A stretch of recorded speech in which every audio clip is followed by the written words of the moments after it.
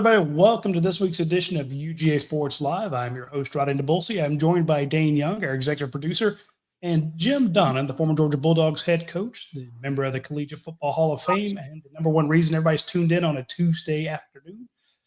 They will all be tuned in later this afternoon to watch the announcement of Jackson Cantwell, the five-star offensive tackle. He's down to what looks to be Georgia, Miami, and Oregon. Nobody really knows where he's going. We know that he was in the process of making a video the other day, so we thought the decision was in, but it's a tough call right now. We're not sure what's going to happen. Last week, the Bulldogs landed their five-star quarterback of the future in Jared Curtis. Jared Curtis came to Athens this past weekend to try to convince Jackson Cantwell to become his left tackle and be his guy, and that didn't quite work out. So, we don't know if that worked or not. We saw his mom was out there trying to recruit him to come to Georgia as well, Jared Curtis's mother. So everybody's up in the air about what's going to happen with Jackson Cantwell, and we're going to get a coach's take on it here in a second. It's a big deal. If Georgia gets him, then they'll land the number one offensive tackle, the number one quarterback. They want the number one tight end and Mark Bowman. They're going after Tyler Atkinson, another number one player in the nation. It's a big recruiting week for Georgia. And then this weekend, they have the scavenger hunt, one of their premier recruiting events of the Georgia calendar. And, Coach, it's going crazy right now in the recruiting circle. So just want to get your thoughts on Jackson Cantwell and where Georgia is in recruiting right now. Yeah, I'm going to give you two words: Drew Rosenhaus.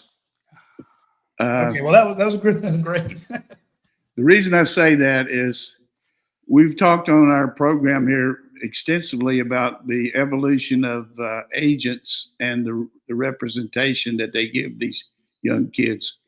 To this date, I haven't read, and I don't keep up with it like you guys, but I haven't heard about the so-called Jimmy Sextons, Drew Rosenhaus, repping any of these guys. You know, it's more some of these newer people, or maybe a lesser guy in the CAA, or you know, you don't hear about Drew Rosenhaus repping anybody. But let me just say, this guy is running the ship here. And when he's there, you know, he really, if you look back at his MO over the last 20, 25 years, he's a wheeler dealer now. And he's probably looking at a couple things. If I'm him, you know, long-term representation of this kid, maybe getting him in when he gets drafted 3 or 4 years from now. Also, where he can get developed the best, which might mean him taking less money. So you got to look at all that. But my feeling is when you feel pretty good about a kid and you got good, you know, vibes from him and knowing what he's going to do, and you feel like you're going to get him when you really don't know a whole lot, which I haven't read that anybody knows a lot, then I would say that I can't go into this afternoon as confident as I was on the other guy, you know, on getting the quarterback. So, and I don't have any contact. I try to stay out of that because I know I didn't like all these people asking me when I was recruiting people, but I know it's your job and it's our job to get you. But I do think that the people out there need to know that this kid having Drew Rosenhaus rep him is a big deal. I'm not talking about minimal. It's a big deal. And you know where Drew Rosenhaus got his undergraduate degree? Yeah, Miami. But oh, well. So we'll have a story after the announcement about where Georgia looks next at offensive tackles. And that's no, I don't think necessarily that's the answer, but you know, we'll see. No, but that's a good point, because here's the thing. Jackson Cantwell was supposed to make his announcement earlier, and he moved it back. He postponed it a week or two, and then decided to add a last-minute visit to Georgia. He came in this past weekend. Jared Curtis came down. The plan was him to move his recruitment back, visit Georgia, pick Georgia. Everyone throughout, all the experts, if you will, all the people who follow recruiting, had him pegged as going to Georgia. Georgia's the leader in the clubhouse. It's Georgia's to lose. Yesterday, all this talk about Miami popped up. Oregon went to his house to visit him. I'm with you, Coach. Whenever you have a great feeling about a kid, he usually comes to the University of Georgia. Go back to Justice Terry. Everything looked like he was coming to Georgia. Everyone expected him to come to Georgia. Last second, get the butterflies in the stomach. It didn't happen. I'm not going to say the butterflies always indicate something, but there hasn't been any reassurances from sources anywhere saying, hey, it's definitely Georgia bound. And so when you don't get those reassurances, as I told people in the vault last night, prepare for the worst, hope for the best. Yeah, I mean, realistically, when you look at the fact that this guy's rated not only number one tackle, but number one player in the country, you got to feel like people are going to open up the vaults.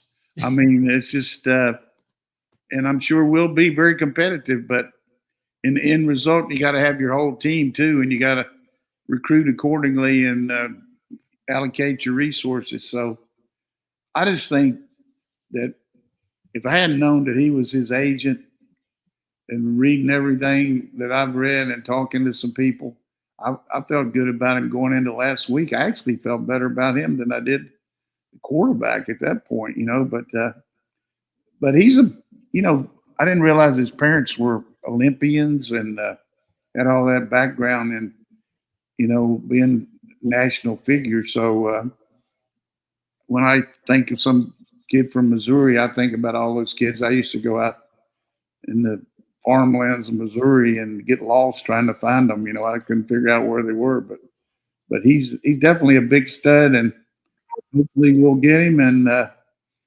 think everybody just needs to not listen to anything we say and just figure out what's going to happen. But I thought that. Did you know that he was his agent?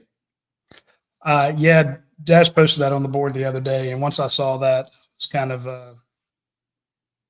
I've only heard the stereotype of what a powerhouse, for lack of a better word, Rosenhaus is, and I'm just like, I don't know his MO when it comes to college football players, and I think that's the one thing a lot of us are trying to get used to see this happen at the professional football, baseball, basketball, the trade talks, and everybody expects a guy's going to the Philadelphia Eagles, and all of a sudden he's a Buffalo Bill, and you're like, where the hell did this come from? And we just take it in stride that there were last minute machinations by the agent and the administration, the people, the owners, the GMs, for these last minute things to happen.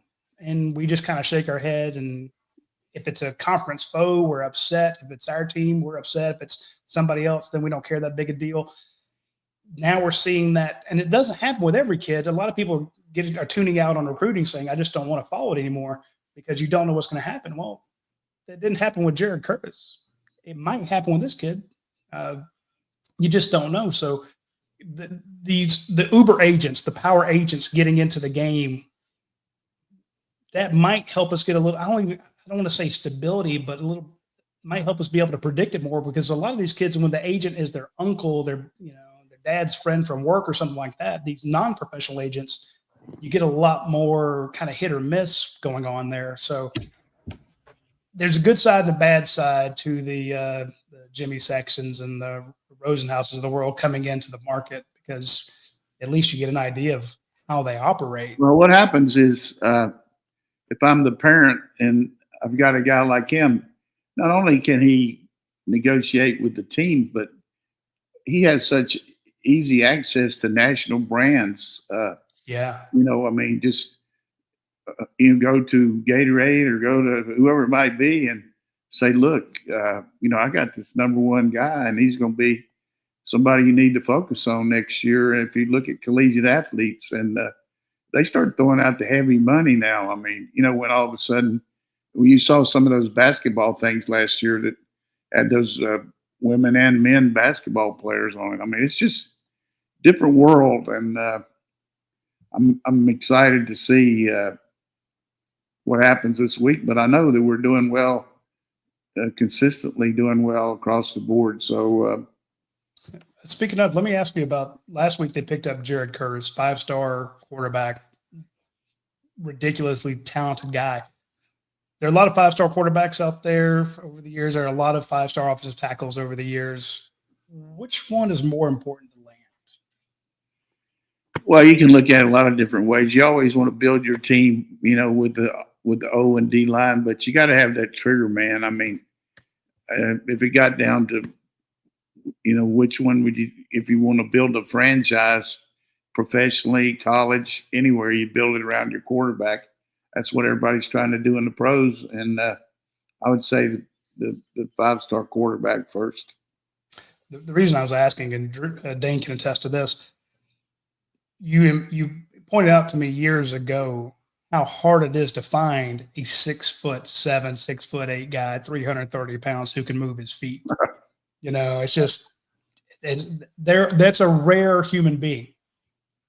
An elite quarterback is also a rare human being, but maybe not quite as elite. But I think there's more maybe between the years with the quarterbacks than there is, between the shoulder blades. But I will say this, and not being anything but straight up, an elite 5-star with a machine gun arm is even more that you just don't. We talked about it last week. You just don't find guys with arms like this kid has. I mean, he's got it. So special arm. Roddy, I want to touch on something you just said about, because I've heard the same thing of some fans being fatigued with recruiting and how it's changed and do they want to follow it.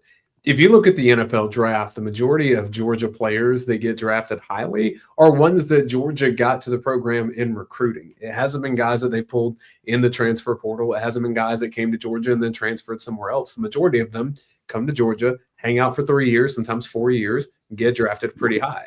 So if you care about Georgia, you have to care about recruiting. That's the pipeline. Yeah, one of the Georgia coaches is basically, he said it off the record, but he mentioned he doesn't bring in a lot of transfer talent at his position because it's too hard for them to have learned it somewhere else. He says by the time they get here, they'll be so far behind the ball that I got to get them out of high school. Even if they could go somewhere else and play a couple years and then come to Georgia, they'd be so far behind in learning our offense or our defense that even though they're talented, they wouldn't be as good as a kid who came to Georgia and sat a year or two and learned how to play. And to your point, Dayne, that's so I'm just going to follow the transfer portal. If you're relying on the transfer portal to build your team, you're out of luck. So recruiting matters. This weekend, the number of talented guys, and we have 2 different lists. If you go check out the front page of UGASports.com, we have kind of the blue chipper list, and then we have the comprehensive list of all the guys that are going to be here for this scavenger hunt weekend. The kids love the scavenger hunt. They get teamed up with a coach. They run all over the stadium. All over the campus. They learn things. They really get deep into what the campus looks like. They're going to have an absolute blast. Out of the scavenger hunt, we see kids committing, and it would not shock me to see Jared Curtis make a second trip in 2 weeks to come down and talk to some of these guys. Coach, did you ever have a scavenger hunt? Not at Georgia, but I've been involved with them before. But having gone over to it, it really is a good interaction to see. All of a sudden, a coach has been talking to you, and then he's sitting right beside you or standing beside you, shooting a water gun at somebody, or seeing Kirby Smart slide across a slip and slide. That just blew my mind. When they put that slip and slide down and Kirby went blasting across it and slid about 50 yards on that. I don't know a lot of coaches would do that.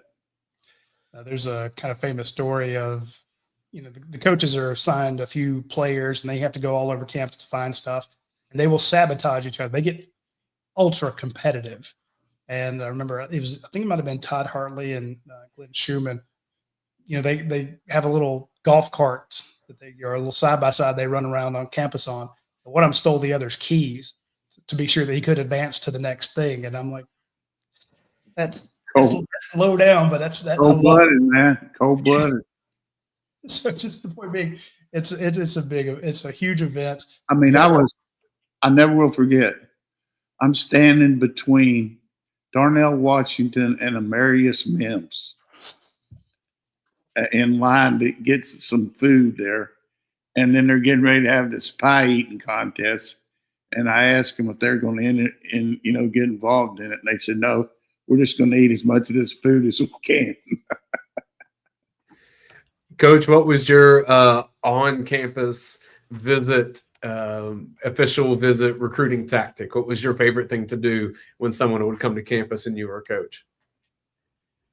I think there's a lot of different things you could point out, but the number one feeling for me is, regardless of how many recruits we had, to make every one of them feel like he was the only one here, that this was it. This was the time of his life, the biggest decision that he was going to ever make to that point in the 17 or 18-year-old, and do everything I could to make him feel like he knew about me, our coaches, our players, and be completely candid. I mean, we want to lay out the dog and everything, but don't, make it where it's, it's not like this when you're here. So make it as complete as we could. I know some coaches put plants around campus and they do the bus tour, and there'll be an athlete at the library that is acting like he's studying, or, whatever it might be. But, we never did stuff like that. I would. Do you?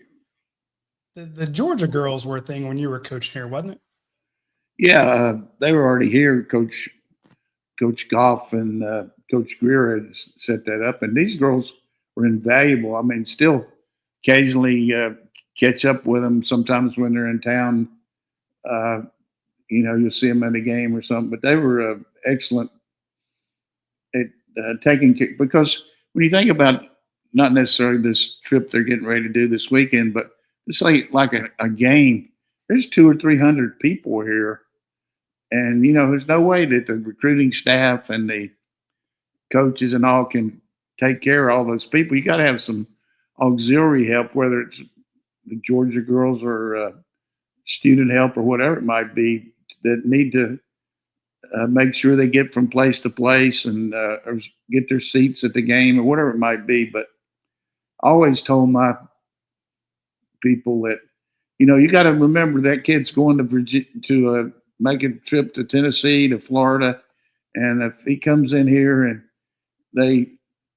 he gives your name at registration, and then you ask him, where's he from? That's pretty bad. Instead of saying, hey, Dayne, hey, glad to have you in here. How'd you do last night against Moultrie? Or not even that, just say, saw where he scored 2 touchdowns against Moultrie last night. Really fired up to have you here. Whatever it might be, but make them know that you know who they are. I've actually seen I'll call it a cheat sheet for a better term, but it's basically a list of who Georgia's has coming in that weekend, and it has all the information about that. It's like, who did he play last night? How did he do? Stuff like that. Or injured, knee issue, foot issue, ankle sprain. You can ask him, how's that ankle healing? And kids are like, wow, they are tuned into me. And the reason I was thinking about the Georgia girls was talk about, on a big weekend, having so many people, like you said, a game weekend, 200-300 kids, because we take photo galleries of the kids walking in, and it is, like you said, you got 300 kids there. It's tough to make each kid feel like he's the only one there. But when you have an assigned host, which, they do on the officials, and Kirkland and those folks, they do a great job walking these kids around and, making them feel special. Kind of miss that, each kid, because we did talk to them after the game or after the event, and they're like, yeah, my host, she was fantastic. And now it's usually a player, and they talk to the players. So it's going to be a big weekend. I'm excited about it.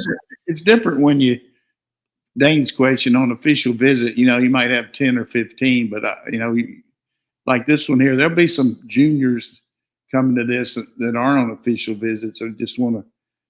Kirby wants them to see the atmosphere around these other guys, and it gets them started. They really are pretty selective in who they bring in for this because, it's hard to have a scavenger hunt for 500 or 600 people. Dayne, I was Yeah, going to just- bring up that. Go ahead. Sorry. Well, I just saw a list. I think this was announced within the last hour. Football players in the state of Georgia named to the High School Sports Hall of Fame.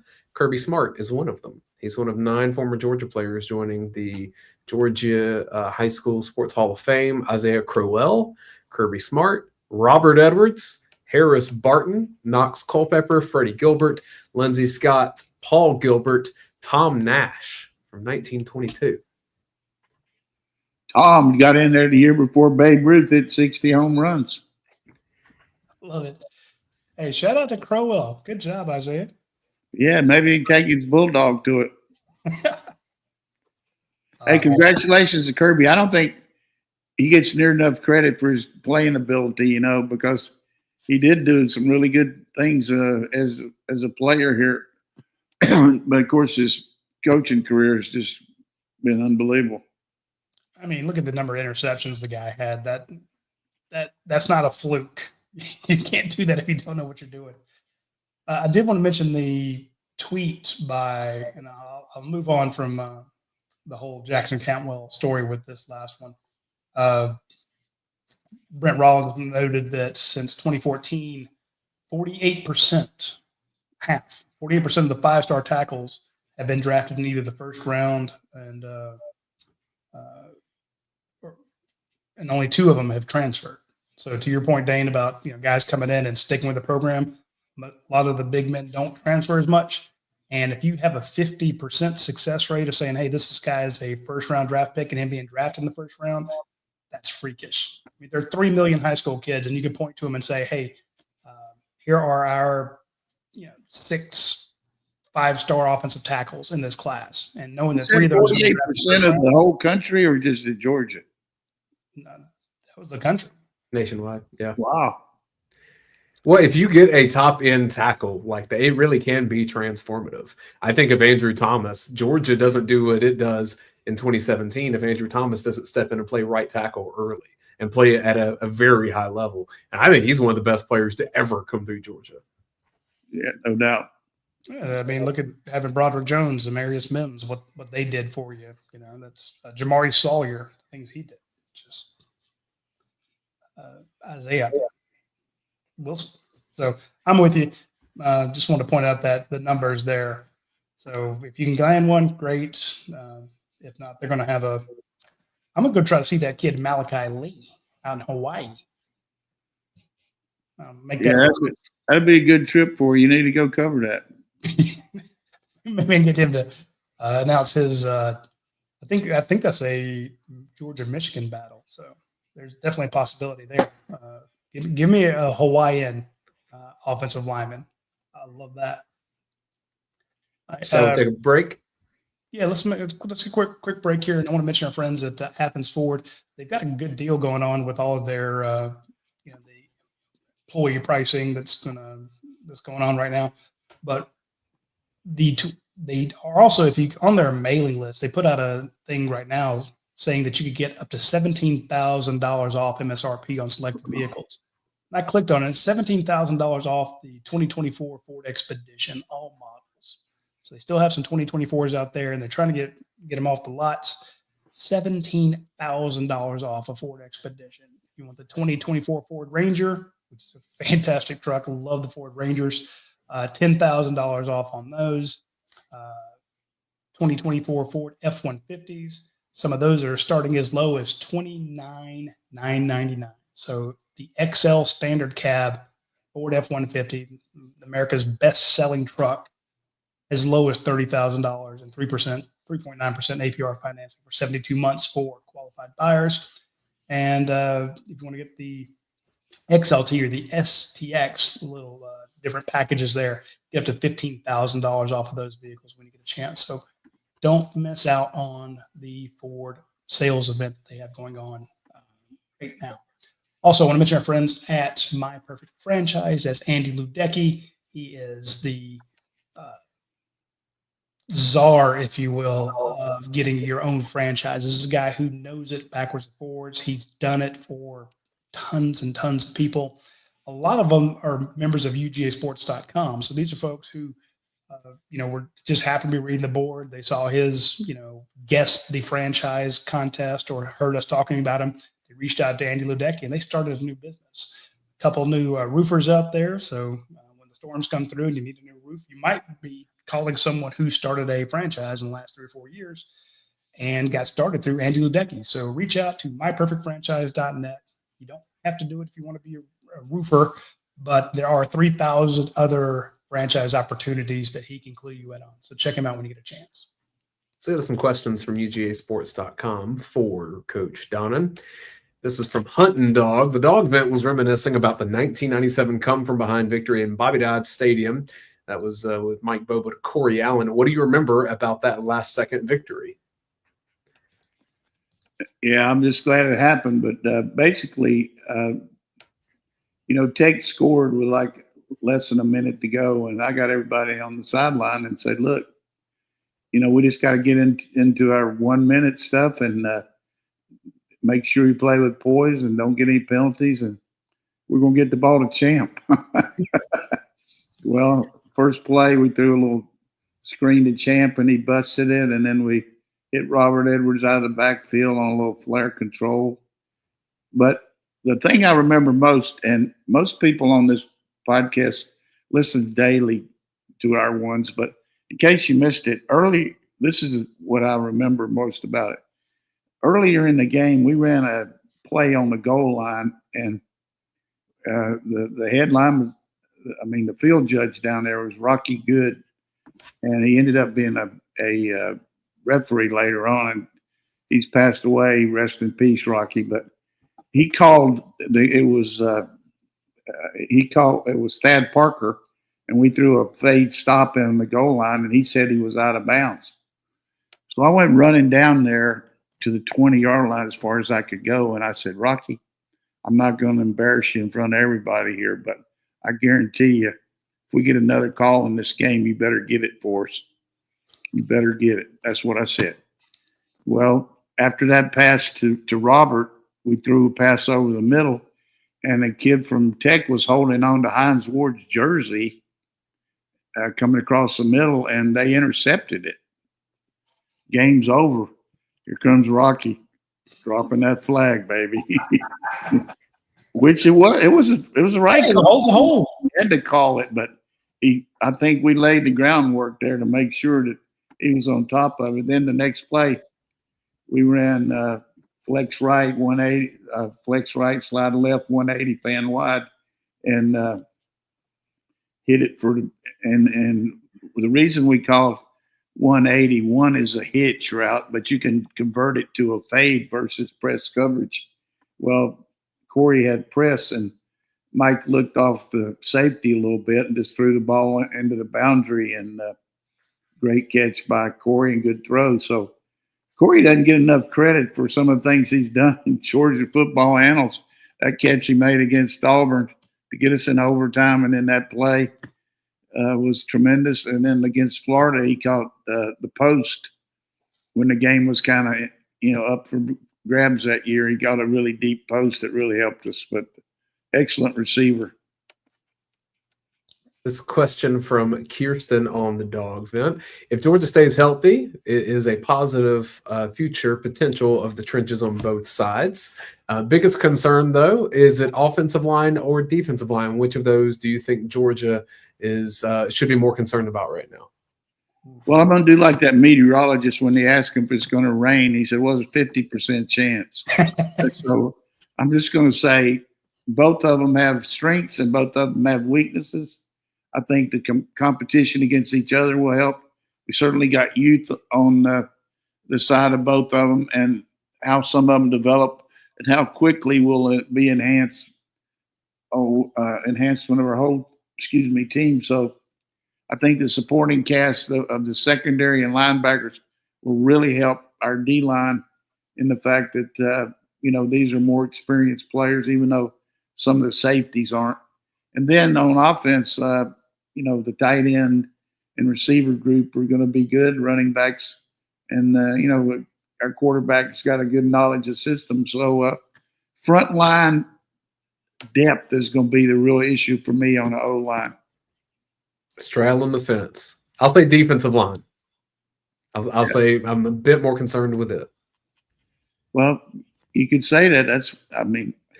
I got concern on both of them, really, but I was trying to kind of sugarcoat it. You did a good job. DVD Dog, which quarterback would you take to win one game, all the marbles on the line? Jamel Holloway or Michael Payton? Well, both of them won national championships for me, and both of them were clutch. But I'd have to go with Jamel just because of the quality of competition. It's not anything against Michael. But, Jamel did it down after down until he hurt his knee. I mean, he was incredible. And, it's kind of like they knew we were going to run the ball. I mean, they knew that he was going to probably have it, but he always made it happen. So incredible. He couldn't remember the snap count, but he was great on everything else. And you remember the story I've told you about the snap count, right? I'd love to hear it again. Well, we used to say set, blue 14, hike, or something like that. And Jamel could never remember what it was on, so he would say, different things. So after we started playing him, we changed it to the word go. So if it's on the first sound, it was go. If it's on the color, it was set. Instead of saying blue, it'd be set, go. And then if it's on the number, we would say set, blue 14. We would say set, blue, go. Then if it's on one, it'd be set, blue 14, go. So our line knew anytime Jamel said go, they just went. So he was sometimes it'd be on one and he'd say go. Sometimes it'd be on the first sound, and he would keep going and say set, blue 14, and act like it's on one. But he couldn't remember the damn snap count. Coach, it seems like more quarterbacks now, because I watched some of the NFL draft coverage, and John Gruden was one that makes them do the snap counts. And a lot of them are saying that all they do is clap now. They don't even call out anything in college. Yeah, well, they got the clap and they got the heel. They raise the heel and do all that. But I always took my quarterbacks to over to the music department and helped them take voice lessons on how to use their diaphragm on their to get more, a more pronounced, like instead of just saying set, you'd say set, from way down deep. And some of these high pitched voices really got a lot better at it because, we didn't use the heel and stuff like that until like the late 90s. So you had to do some of these big games on the road. It's hard to get the snap count. And we even came up with a deal where we'd hold our hands up and say alert, alert. And whichever side he went to first, maybe in the first half or second in the second half, let the backs in the backfield know which side he was going to. I never would have thought of that. Right. That's brilliant. There was a documentary last year that Greg Maddox never used the signs from the catcher, that he would call his own pitches by how he caught the ball back from the catcher. So if he caught it up high, if he touched his nose, there's all kinds of stuff. Yeah, you've never seen anything like sign stealing up there. I mean, yeah, I went out to that softball tournament last week, and I was impressed with the signaling. Now they got the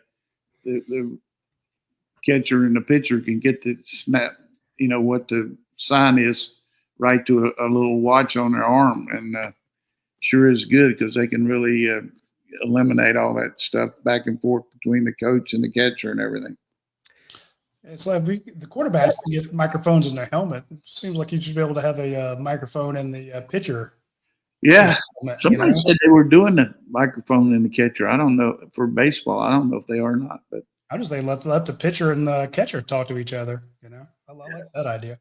I want to say this one shout out tremendous job by the Georgia event staff and the softball program hosting the SEC championship last week.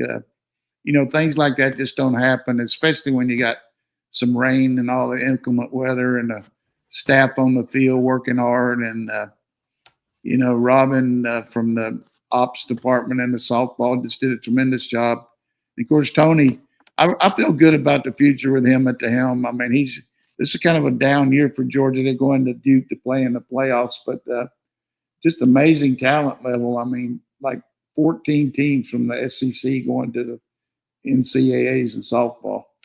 All 4 number 1 seeds, 6 of the top 8 are all from the SEC. It is a brutal conference. You could be great in this conference, and that doesn't mean crap because all the other teams are elite. So it's rough. Speaking of the SEC, Coach, there's a lot of talk the past few weeks about the SEC actually moving to a 9-game schedule. Kind of want to get your thoughts on that. I'm against it. I'm just flat out tell people I'm against it. I don't like it, but a lot of folks are saying that it is inevitable. Well, but with 16 teams, how are you going to get everybody playing each other? But the one thing that you're going to lose if you go to that 9, you're not going to see many teams playing any intersectional games against really good teams. So the fans are going to be deprived of that. But from the coach's perspective, if you're going to play 9 games, like that one year we played 10 SEC games, during COVID, you just get beat to a pulp against all these teams. So it's certainly something that's going to be back and forth. But, I'm more for playing 8 just because from a coach's perspective, hard to beat all these teams in the SEC, and you got to get to the playoffs. So that's a good way to do it. I guess for me, it's like you said, getting beat up. I don't know that the advantage of working through the conference schedule, getting more, one extra team a year so that you can say, hey, we've played everybody in the SEC is worth the hassles of losing, your out of conference games, the interesting ones. I mean, it's going to be fun to watch, Ohio State and Texas play. Georgia's played a lot of out of conference games. Giving those up, I just don't like it. And plus, you say just the wear and tear on the athletes when you've got so many more games. Just not a big fan of going to that. So, old Socrates, Coach Rule up at Nebraska, he's gone out and said that no way they were going to play a tough non-conference schedule because of all the teams they're playing in the Big Ten. So, I mean, he's got his reason. I can understand. Well, I mean, if you told me that Georgia had to play 9 conference games, I'd be like, those other 3 better be, high school teams. Yeah. The thing that people really need to take into account is if you go 9, then you're going to have 4 and 5 as far as away and home every other year. Of course, we have that neutral site game.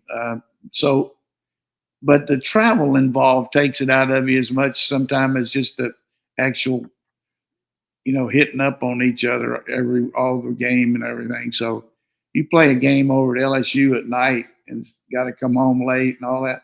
It's tough on them, and you got to be able to get ready for the next week. So, but football as we know it, ever changing with the portal and the everything involved is. Not to mention NIL, everything. It's always an ever-changing deal. And the dog father says you can't close Pandora's box once it's been opened, especially that box is filled with money. Yeah. They're going to add games. They'll find all the crazy ways to add games. There's going to be play-ins at the end of you'll have 3 and 4 in the SEC or 4 and 5 trying to play their way into the playoff. All that will be happening. We've talked multiple times about how this is the golden age of Georgia football, but it is also a changing age. And I really think that in typical Georgia's luck, when things are going good for Georgia, something outside comes up. So I think that Kirby Smart was primed the way he was stacking talents before the transfer portal hit. He would have had an unreal run, but then you get the transfer portal, crazy NIL numbers, and the schedules just become. Let's add in Texas. Yeah. And Oklahoma, but Oklahoma right now is not the threat, but the threat of Texas to the rest of the teams. I mean, end up in the playoffs last year and preseason up there 1 or 2 this year. I mean, that's tough.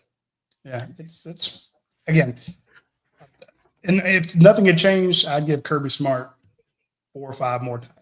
I just believe he could do it. But now it's going to be tougher for him. And he pointed out last year, he said, look, it's not we won the SEC for the first time with 16 teams in it. We didn't play for national title, which is what everybody wanted, but that was the best coaching job we've ever done. And I agree with him. It's going to be tough. And each year presents new challenges, but I'll always say, stick with Kirby because everybody's got those same challenges and he's going to be the one.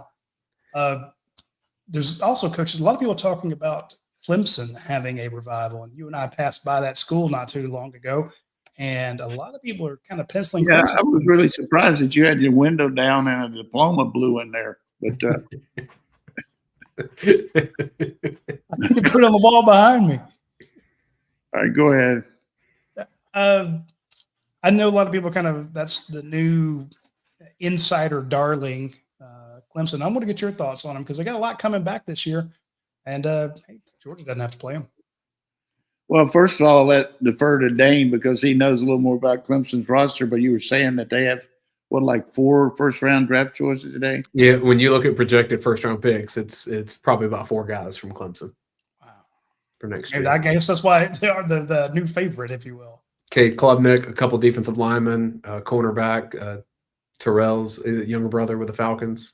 Yeah, so that in itself shows you that their talent level's there, and they did come from behind and get in the playoff last year with that ACC championship.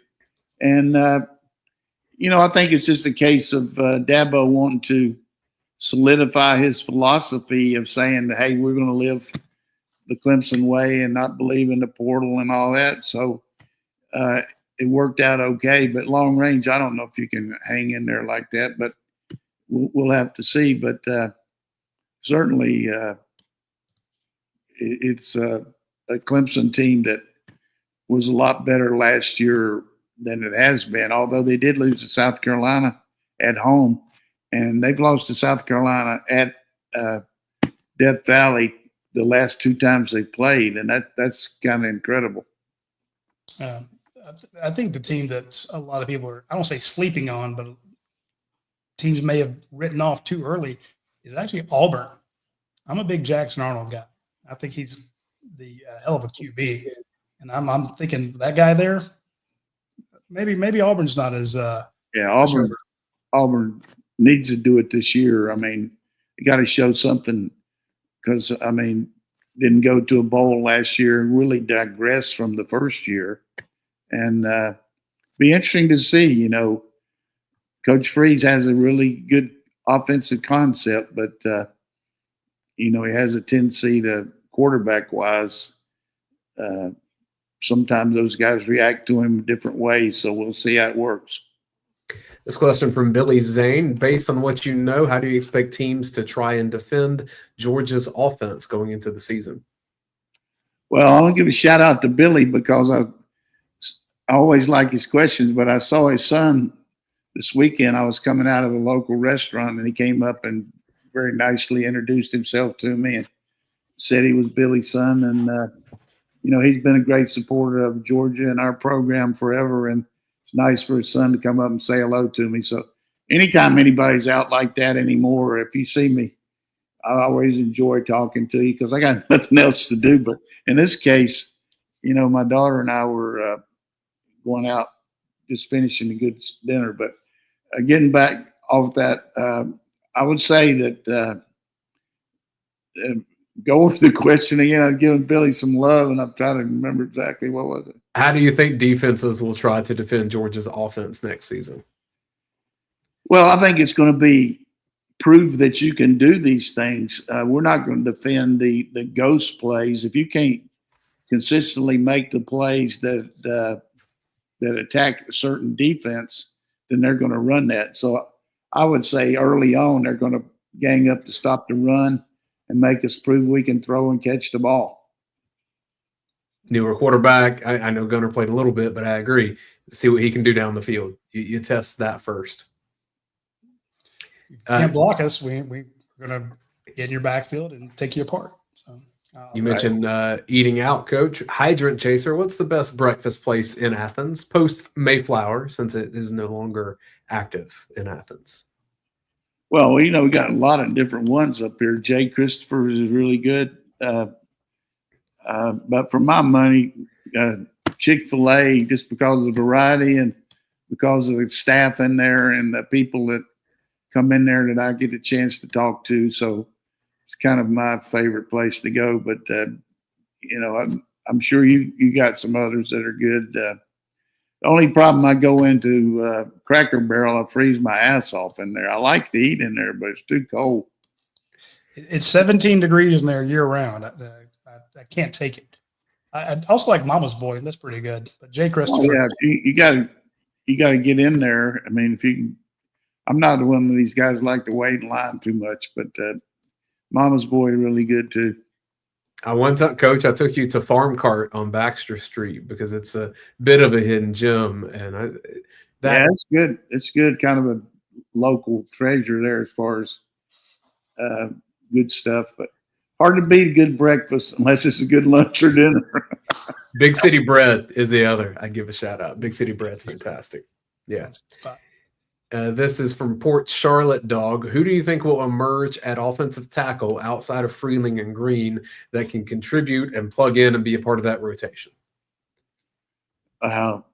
Somebody's going to have to, but Bo Hughley. I mean, some of these young guys. I'm not sure about that. I'll have to watch them in the fall, but certainly we're lucky to have those two coming back with experience. Bo Hughley is something. Another guy, they've got Mason Short recently, but yeah, I can just see him moving inside. So, yeah, he good player. Maybe Jamal Merriweather moves out, Coach. He showed some flashes last year. I hope he can be consistent, but he's got some ability. Questions like this kind of remind you the value of having people like Xavier Truss on your team, where you can plug him into so many different roles there. Right. Yeah. They don't have that much on the offensive line. I mean, they have some experience. I think you feel good about Truss, about Freeling and Green, Micah Morris, Drew Bobo. But in terms of just looking at second team when injuries start to happen, there's a lot of unproven at offensive line. Do you think that Jazeer Jackson could ever make it? I mean, he's 6'10", he's a giant, but he didn't play high school football at all. We saw him on special teams last year, but he's in there to block kicks and everything because of his height, but still it's a big adjustment, and long range, I hope he can make it. Right now he's still got some ways to go.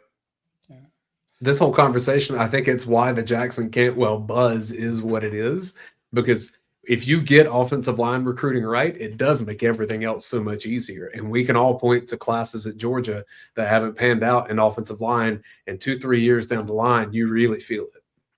Yeah, you got to be. The thing we got, which Kirby mentioned several times in his press conferences, we got a lot of depth there as far as numbers to give you something to pull from, and also give your defense a chance to practice against. So some of these guys are going to hit, though. I think just the fact that competition they go against daily, the fact that we offer them and that they're here, I think we're going to get some guys develop. Yeah, come on, Daniel Calhoun. Let's see it. Well, I guarantee you that guy makes my mouth water, Daniel Calhoun, but he's a guard. But I know. He can play tackle, but Daniel Calhoun, he's going to be really good. He already is. That's all the questions from UGASports.com, but I'll give you one comment, Coach. James Caraway said, Coach Donnan must have had the best singing quarterback rooms in the country, taking him over to the music department. Yeah. Well, I don't know that they got any culture from as far as any kind of stuff. I know Jamel's all in that rap stuff, but he always brought this big jam box it was bigger than him, on a bus and carried on there and had the music. And Switzer didn't care. I mean, you talk about people going to a game. It looked like we're going to a party or something. I mean, people didn't have any game face. So they're playing that rap music in the back and everything. It's just totally different than most places when, everybody's quiet as a lamb. Nobody's saying anything. You just tight as a tick driving over to the stadium, but Jamel got that jam box going hard. There's another question I want to get from James. He does a lot of comments. It says the Dogs haven't had a 1,000-yard rusher since 2019 and a 1,000-yard receiver since 2002. Which happens next, Coach? I just don't know if that's our MO here. We play so many people. I ask them all the time. It looks like a revolving door, running backs and receivers in the game. So I don't know that that's going to change. That doesn't mean we don't have the players. We just play an inordinate amount of people in the backfield and at receiver. I mean, more than I ever played. I don't see any reason why Cass Jones can't do both this year. Oh my God. Yeah.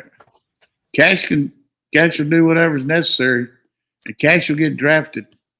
I will say I think Nate Frazier gets close. I think of the two scenarios, I think you're much more likely to see Nate Frazier if he stays healthy, get close to 1,000 yards. I just don't see, and Georgia's got a great wide receiver room. I mean, Noah Thompson, potentially they do. They got to do it though. They got a lot of potential. You got to get past the drops. You got to hit him in the numbers. Got to be able to block long enough for Gunner to get it to him. They have the potential. I think we've seen proven potential in Nate Frazier, and if they can run the ball. Yeah, the one thing I would say to that guy, that was a really good, well thought out question. But among those lack of records since 2002 and since 2019, we haven't lost a home game since 2018. So we're doing something right.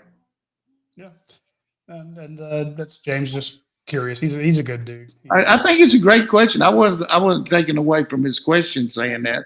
I'm talking about the system.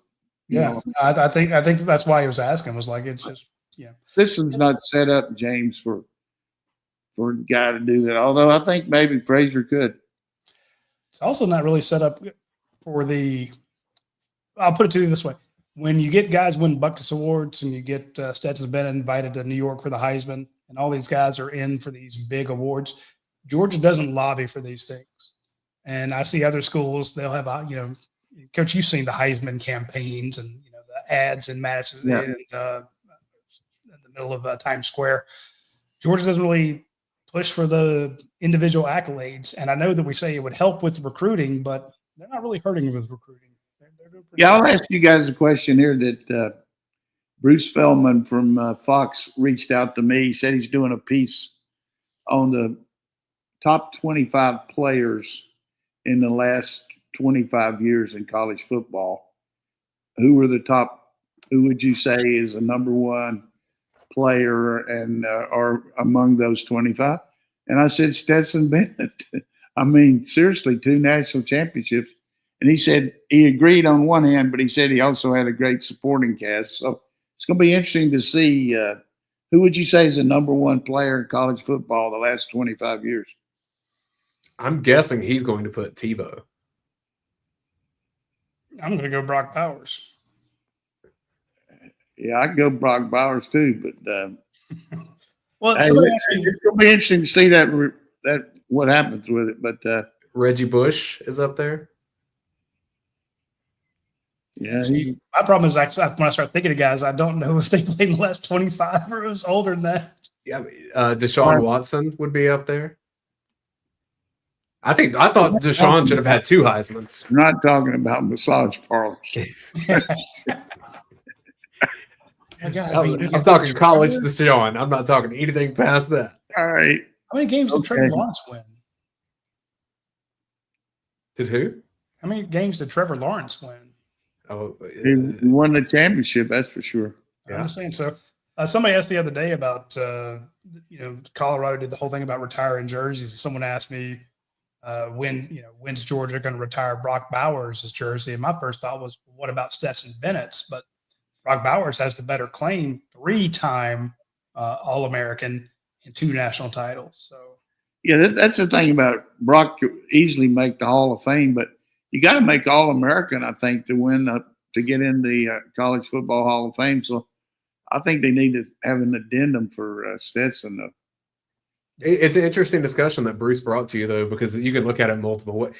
Cam Newton's 1 year was as good as anything you'll see. kind of the same with Joe Burrow, but it And- wasn't sustained beyond that. And Baker Mayfield, I mean, good Lord. Yeah. But then, how do you compare what a quarterback does to what Ndamukong Suh did? Because that was as strong as we've seen from that position in the last 25 Yeah, you could go. I mean, it's going to be a good thing. Go to the Honey Badger. But if you want to say, well, you disqualify somebody for a good surrounding cast, then Joe Burrow. It's like, come on, dude.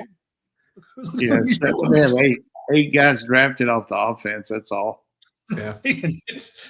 So anyway, well, we will leave that discussion until a later date. Maybe this time next week we'll be talking about. So, me as a Rivals listener here, how do I find out where this kid's going today? He is actually going to announce on YouTube.